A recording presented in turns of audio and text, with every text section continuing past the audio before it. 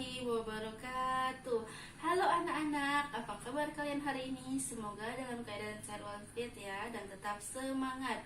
Pada kesempatan kali ini, kita akan mempelajari materi kita, yaitu tentang menganalisis perjalanan wisata. Nah, jadi pada video kali ini, kita akan melakukan perencanaan apa aja sih yang kita butuhkan sebelum kita melakukan perjalanan wisata, dan informasi apa aja sih yang kita butuhkan dalam melakukan perjalanan wisata. Baiklah, langsung saja ya kita masuk ke pembelajaran kali ini.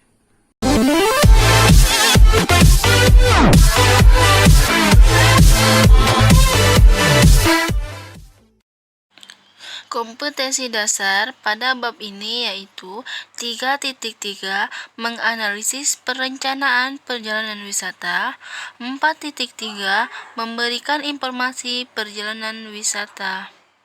Pertama, kita akan memahami tentang perjalanan wisata. Jadi, perjalanan wisata dikategorikan menjadi 3, yaitu yang pertama, individual travel, yaitu perjalanan yang dilakukan untuk kepentingan pribadi, misalnya menjenguk orang tua atau berlebaran.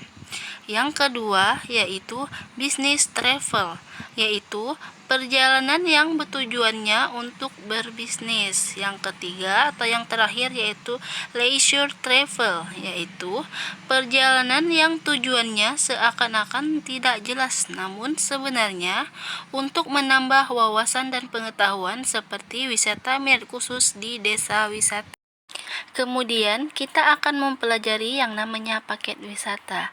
Jadi, paket wisata adalah suatu perjalanan yang memiliki satu atau lebih tujuan daya tarik wisata yang dikunjungi serta disusun lengkap dengan berbagai fasilitas pendukung yang ada, kemudian dijual dengan harga tunggal, menyangkut semua aspek komponen yang ada di dalamnya.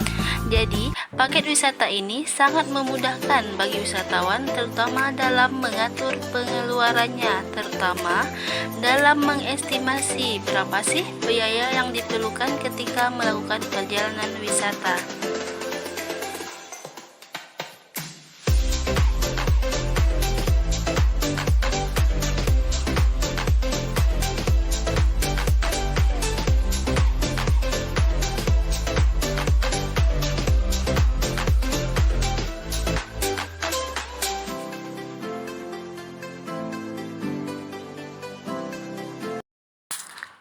Secara umum, paket wisata dikenal dengan dua jenis paket wisata, yaitu tailor-made tour adalah paket wisata yang disiapkan berdasarkan permintaan wisatawan.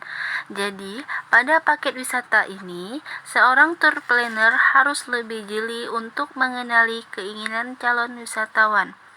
Yang kedua yaitu ready-made tour adalah paket wisata yang telah siap untuk dijalankan.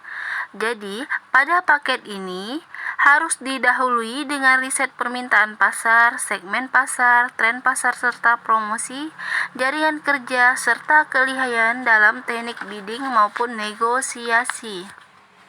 Kemudian kita akan mempelajari tentang perusahaan perjalanan yang sangat erat kaitannya dengan usaha perjalanan wisata. Pertama-tama, kita akan membahas tentang industri perjalanan. Apa sih industri perjalanan?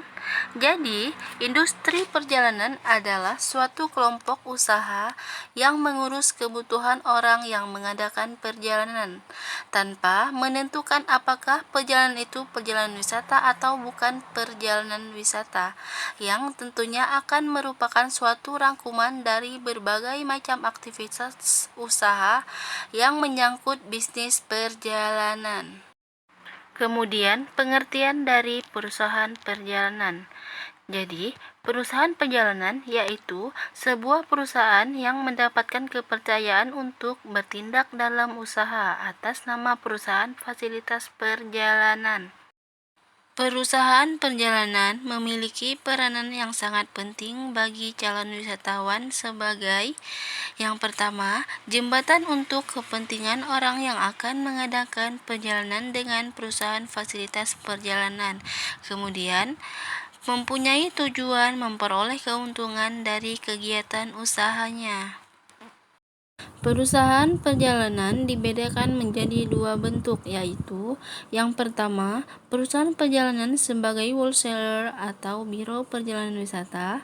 Yang kedua, perusahaan perjalanan sebagai retail tour operator atau agen perjalanan wisata.